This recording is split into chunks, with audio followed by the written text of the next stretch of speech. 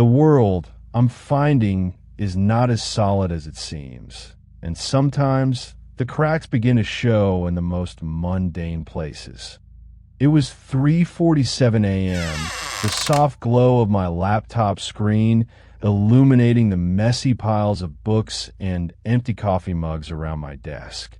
The only sounds were the distant hum of the old refrigerator and the frantic click of my keyboard as I raced a deadline. A flicker, not of the monitor, but of the very air in the room. The familiar beige wallpaper by the door seemed to ripple for a split second. A quick visual hiccup I almost convinced myself was just eye strain. I shook my head, rubbing my temples, pushing through the late-night haze.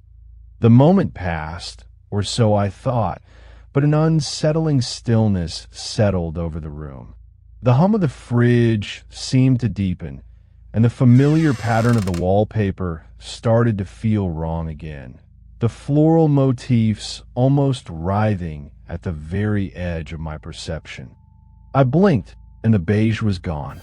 Yellow now, endless, sickly yellow walls stretching into a seemingly infinite series of sterile corridors, illuminated by buzzing, flickering fluorescent lights. The air smelled of ozone and something metallic like old copper.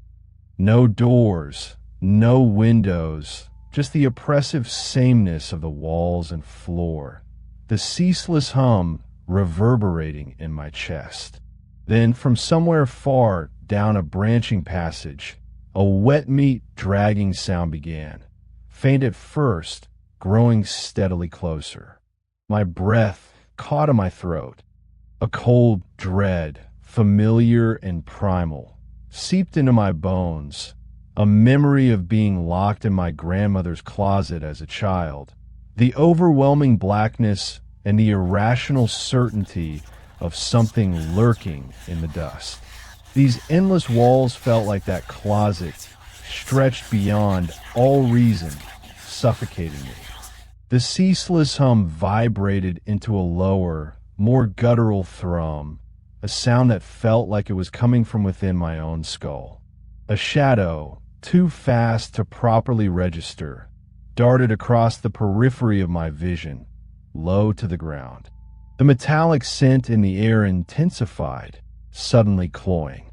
I finally collapsed against what I thought was a solid wall, but my hand phased straight through. It wasn't a wall, it was a shimmering, permeable membrane. Through its hazy film, I saw my own bedroom, my desk, my glowing laptop. And there I was, sitting at 3:47 a.m., scrolling on my phone, oblivious to anything beyond my screen. The me on the other side glanced casually towards the wall, a fleeting look of vague confusion, then dismissed it, resuming the endless scroll. I pressed my entire body against the membrane, desperate, but there was no sound from my room, no sensation. Just the endless, suffocating hum of this place, and the knowledge that I was gone, replaced, an echo trapped on the wrong side of everything. Some doors, once opened, refused to close, and sometimes the reflection stares back not with your eyes, but with the empty gaze of what might have been or what you've become.